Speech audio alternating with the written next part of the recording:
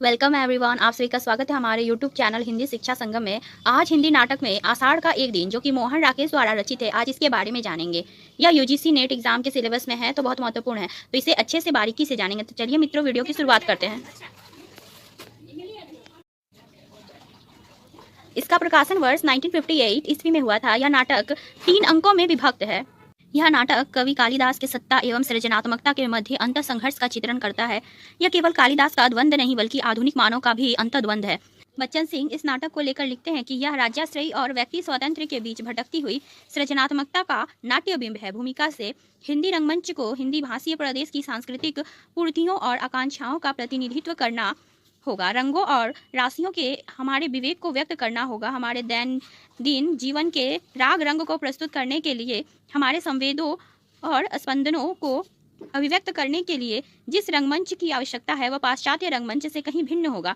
इस रंगमंच का रूप विधान नाटकीय प्रयोगों के अभ्यांतर से जन्म लेगा और समर्थ अभिनेताओं तथा दिग्दर्शकों के हाथों उसका विकास होगा। यह आधे अधूरे की भूमिका में लिखा गया है। पात्र है, प्रमुख पात्र की बात करें तो मल्लिका है, कालिदास की प्रेमिका है। कालिदास को उज्जैनी जाने के लिए मनाती है। उज्जैनी से आने वाले व्यापारियों से कालिदास की रचनाएं मंगवाकर पढ़ती है। विलोम से नफरत के बावजूद भी अंततः उससे विवाह करती है। महामारी में पिता की मृत्यु हो जाती है। जीवन के प्रति भाववादी दृष्टिकोण रखती है। कालिदास है जो मामा मातुल द्वारा प्रतिपालित है।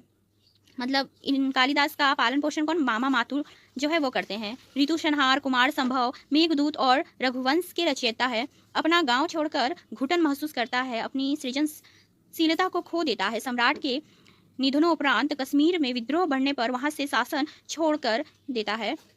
दांतुल के बाण से घायल हिरण शवक को बचाता है।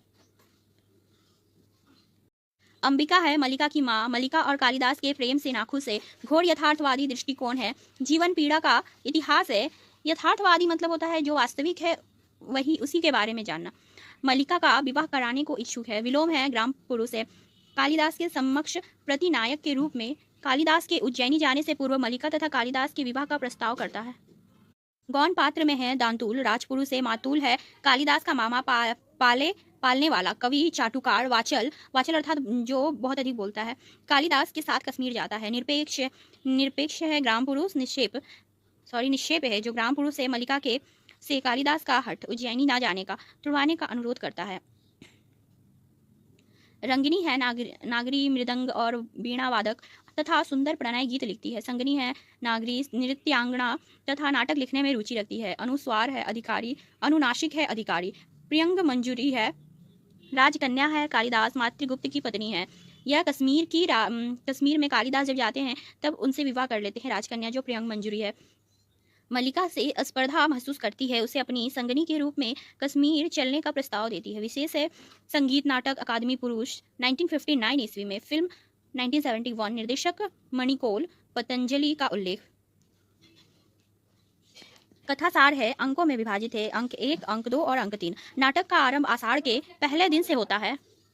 मेघदूत की शुरुआत में आषाढ़ के पहले दिन से होता है। कालिदास अपने गांव में लेखन कार्य में व्यस्त थे। वहां मल्लिका से उसका अनुराग था। आचार्य वररुचि उन्हें उज्जैनी ले जाने के लिए आते हैं, जहां उन्हें राजकवि का दर्जा दिया जाता है। अनिच्छा के बावजूद भी कालिदास को जाना पड़ता है। अंक 2 में है कालिदास उज्जैनी में बहुत ही प्रीति प्राप्त करते हैं तथा राजकन्या प्रियंग मंजूरी से विवाह भी कर लेते हैं। कालिदास मातृगुप्त नाम से निर्भीत हो कश्मीर के शासक बनते हैं। कालिदास क्या, मातृगुप्त नाम से कश्मीर के शासक बनते हैं, कश्मीर के राजा। कश्मीर जाने के क्रम में कालिदास तथा प्रियंग मंजूरी उनके गांव जाते हैं। मल्लिका का जीवन वहां अभावग्रस्त है। प्रियंगु उसे अपने साथ चलने का प्रस्ताव देती है, जिसे मल्लिका ठुकरा देती है। कालिदास मल्लिका से मिलने नहीं आता है। अंक 3 में क्या है, अंतिम दृश्य भी आषाढ़ का ही है। वहाँ वर्षा हो रही है। कालिदास कश्मीर का राज्य छोड़कर वापस आते हैं, परंतु वह अब कुछ बदल गया है। मल्लिका विलोम से विवाहित हो चुकी है तथा उसकी संतान भी है। वह सब कुछ फिर से शुरू करने की इच्छा से आया था, परंतु कोई संभावना न देख वह चला जाता है। प्रमुख उदाहरण अंक 1 में, मैं जानती हूँ तुम पर आज अपना अधिकार भी नहीं है, किंतु इतना बड़ा अपवाद मुझसे नहीं सहा जाता है। अंबिका मल्लिका से कहती है। अंबिका कौन थी, मल्लिका की माँ थी। मैं जानती हूँ माँ, अपवाद होता है, तुम्हारे दुख की बात भी जानती हूँ, फिर भी मुझे अपराध का अनुभव नहीं होता है। मैंने भावना में एक भावना का वर्ण किया है। मेरे लिए वह संबंध और सब संबंधों से बड़ा है। मैं वास्तव में अपनी भावना से प्रेम करती हूँ, जो पवित्र है, कोमल है, अनस्वर है। मल्लिका अंबिका से कहती है, तुम जिसे भावना कहती हो वह कैसा छलना और आत्मप्रवंचना है। अंबिका मल्लिका से कहती है, ठहरो राजपुरुष, हिरन सावक के लिए हट मत करो। तुम्हारे लिए प्रश्न अधिकार का है, उसके लिए संवेदना का है। कालिदास निशस्त्र होते हुए भी तुम्हारे शस्त्र की चिंता नहीं करेंगे।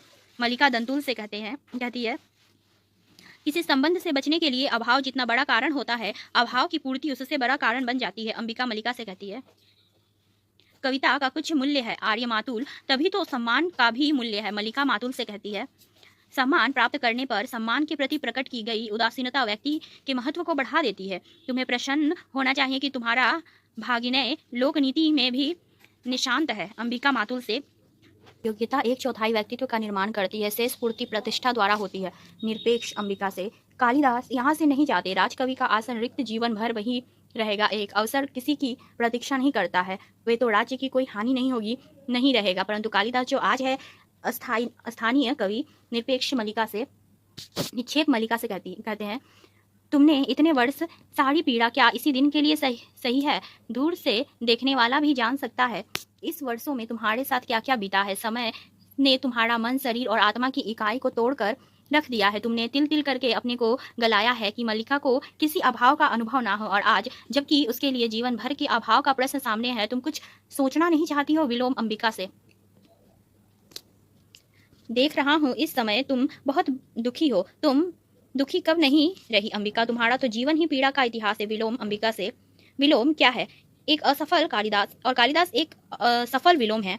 हम कहीं एक दूसरे के बहुत ही निकट पड़ते हैं। विलोम कालिदास से, मैं जानती हूँ कि तुम्हारे चले जाने से मेरे अंतर को एक रिक्तता छा लेगी। बाहर भी संभवतः बहुत सूना प्रतीत होगा, फिर भी मैं अपने साथ छल नहीं कर रही हूँ। मल्लिका कालिदास से, विश्वास करते हो ना कि मैं तुम्हें जानती हूँ कि कोई भी रेखा तुम्हें घेर ले तो तुम घिर जाओगे। मैं तुम्हें घेरना नहीं चाहती हूँ, इसलिए कहती हूँ कि जाओ।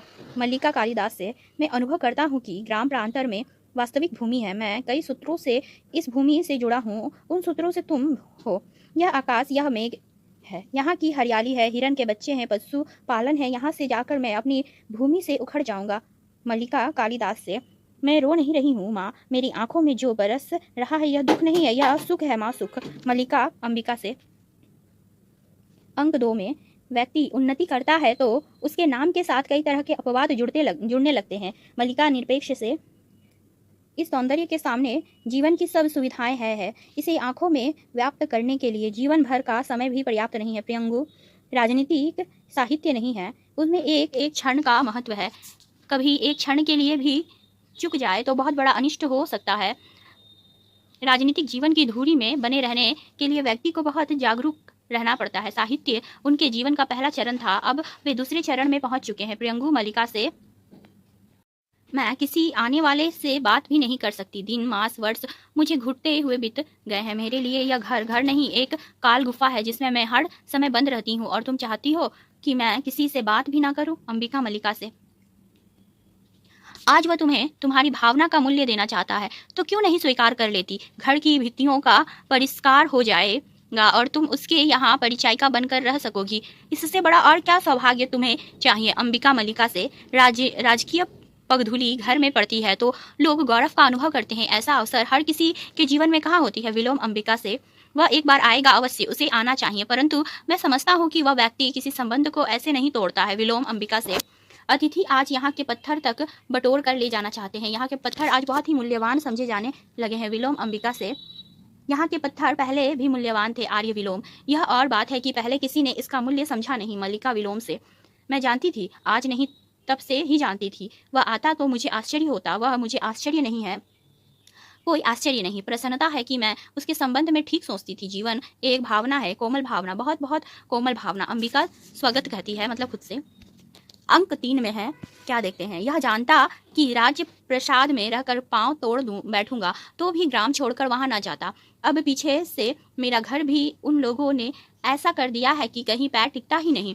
इन चिकने शिलाखंडों से तो वह मिट्टी ही अच्छी थी जो पैरों को पकड़ती तो थी। मातुल मल्लिका से, मैं यद्यपि तुम्हारे जीवन में नहीं रही परंतु तुम मेरे जीवन में सदा बने रहे हो। मैंने कभी तुम्हें अपने से दूर नहीं किया।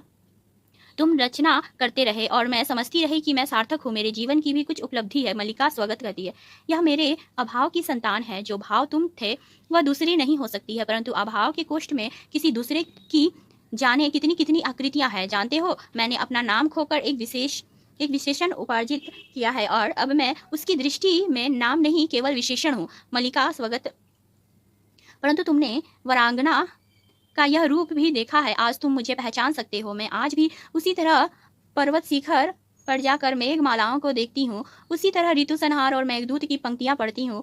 मैंने अपने भाव के कुष्ठ को रिक्त नहीं होने दिया है, परंतु मैंने अभाव की पीड़ा का अनुमान लगा सकते हो।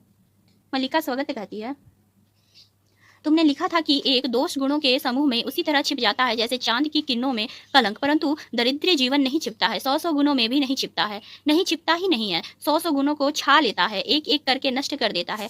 मल्लिका स्वगत, क्योंकि मैं अपने में नहीं देखकर तुम में देखती हूँ और आज यह सुन रही हूँ कि तुम सब छोड़कर संन्यास ले रहे हो, तटस्थ हो रहे हो, उदासीन। मुझे मेरी सत्ता के बोध से इस तरह वंचित कर दोगे?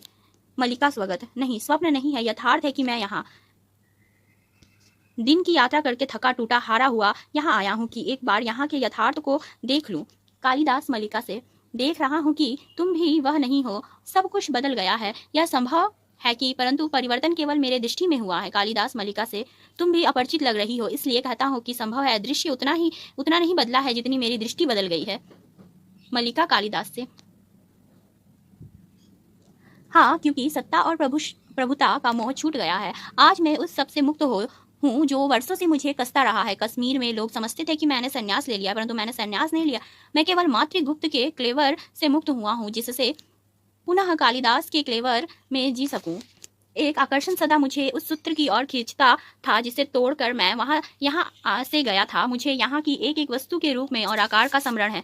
कालिदास मल्लिका से, जाने के दिन तुम्हारी आंखों का जो रूप देखा था वह आज तक मेरी स्मृति में अंकित है। कालिदास मल्लिका से, मैं नहीं जानता था कि अभाव और भर्तृष्णा का जीवन व्यतीत करने के बाद प्रतिष्ठा और सम्मान के वातावरण में जाकर मैं कैसे अनुभव करूंगा। मन में कहीं यह आशंका थी कि वह वातावरण मुझे छा लेगा और मेरे जीवन की दिशा बदल देगा, और यह आशंका निराधार नहीं थी। कालिदास मल्लिका से, यह नहीं सोचा कि द्वंद्व एक ही व्यक्ति तक सीमित नहीं होता है, परिवर्तन एक ही दिशा को व्याप्त नहीं करता है। कालिदास मल्लिका से, मुझे बार बार अनुभव होता है कि मैंने प्रभुसत्ता और सुविधा के मोह में पकड़ा उस क्षेत्र में अनधिकार प्रवेश किया था और जिस विशाल में मुझे रहना चाहिए था उसे दूर हट आया हूँ। जब भी मेरी आंखों से दूर तक फैली क्षितिज रेखा पर पड़ती है, तभी यह अनुभूति मुझे सालती है कि मैं उस विशाल से दूर हट आया हूँ। मैं अपने को आश्वासन देता हूँ कि आज नहीं तो कल मैं परिस्थितियों पर वश पालूंगा और समान रूप से दोनों क्षेत्रों में अपने को बांट दूंगा, परंतु मैं स्वयं ही परिस्थितियों के हाथों बनता और चालित होता हूँ। जिस कल की मुझे प्रतीक्षा थी वह कल कभी नहीं आया और मैं धीरे धीरे खंडित होता गया और एक दिन मैंने पाया कि मैं सर्वथा टूट गया हूँ। मैं वह व्यक्ति नहीं हूँ जिसका उस विशाल के साथ कुछ भी संबंध था। कालिदास मल्लिका से, मैं तब तुमसे मिलने के लिए नहीं आया क्योंकि भय था कि तुम्हारी आंखें मेरे अस्थिर मन को और अस्थिर कर देगा। कालिदास मल्लिका से, कुमार संभव की पृष्ठभूमि यह हिमालय है और तपस्विनी उमा तुम हो। मेघदूत के यक्ष की पीड़ा मेरी पीड़ा है और बिरह बिंदिता यक्षिणी तुम हो। यद्यपि मैंने स्वयं यहाँ होने और तुम्हें नगर में देखने की कल्पना की, अभिज्ञा शकुंतला में शकुंतला के रूप में तुम ही मेरे सामने थी। मैंने जब लिखने का प्रयत्न किया है, तुम्हारे और अपने जीवन के इतिहास को फिर दोहराया है, और जब उससे हटकर लिखना चाहा है तो रचना प्राणवान नहीं हुई है। कालिदास मल्लिका से,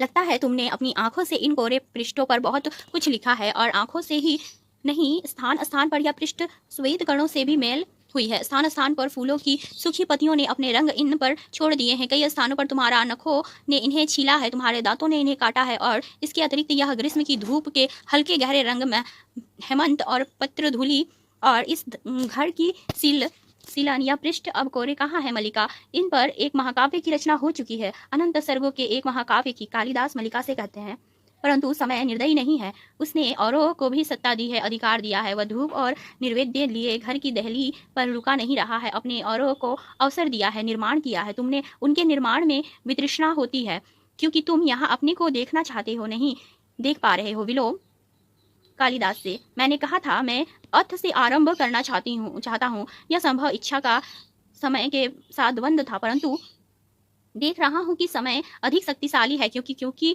वह प्रतीक्षा नहीं करता है। कालिदास मल्लिका से। तो यह थी मित्रों आषाढ़ का एक दिन नाटक के बारे में। आशा करती हूँ कि यह नाटक आपको पसंद आए।